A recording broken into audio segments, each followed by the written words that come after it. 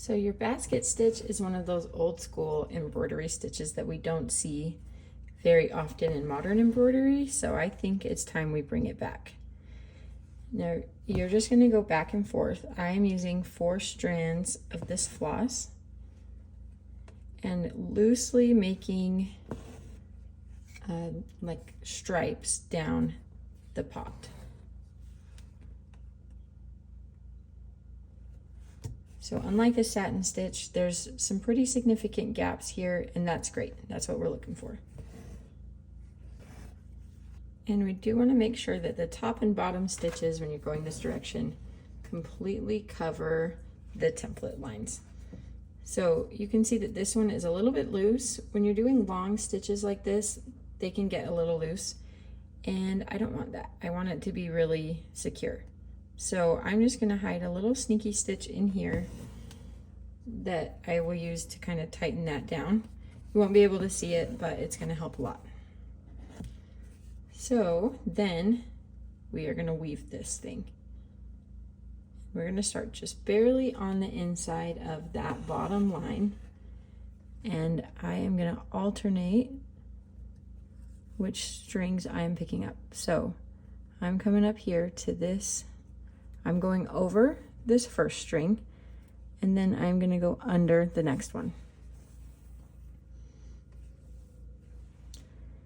Then when I pull it back, I can see where the next strings are. Sometimes it's kind of hard on this first set to see which strings are part of which thing, especially like when you're using a lot of strands at a time. So it gets easier as you go, but this first one might take a little bit of extra time. And right now, to find the right edge, I'm kind of sliding my needle beneath these stitches and then making sure I'm picking up all 4 strands of the stitch.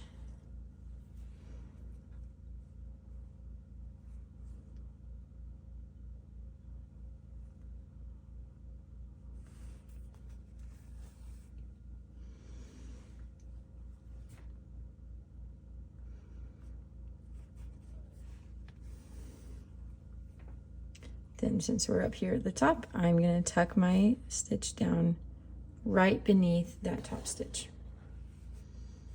Then I use my fingernails to push that stitch over and get it in the right spot.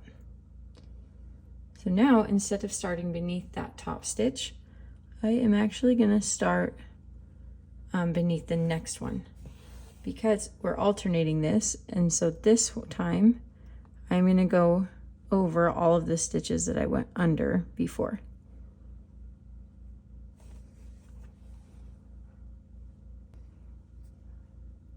So I am not bringing my needle through the fabric except for on the top and bottom.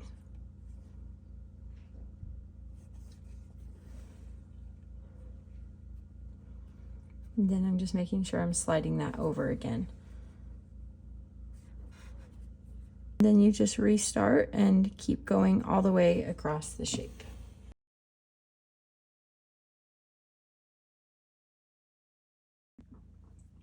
Then once you're done stitching in all of these lines, the top and the bottom piece can feel a little bit detached.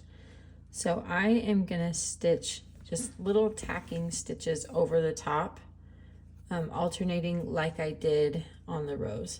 So I'm kind of lining it up to where the rows were, just so that it looks consistent across and that the texture matches. It's easier to do it this way because sometimes you might have found as you were going, when you do the weaving stitches, it can really pull one direction or the other, and we want to make sure our template is covered, so stitching it in on the top like this can be really helpful. Then down the sides, we're going to just add a little back stitch.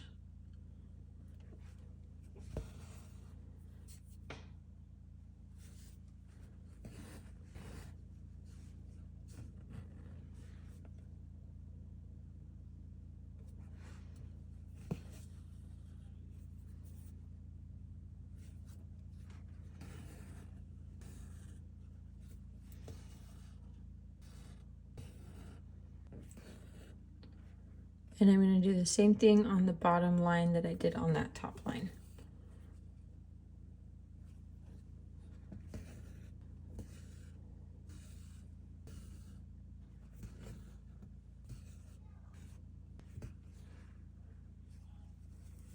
And then that last stitch finishes off the basket stitch, and we will move over here to work on this little planter.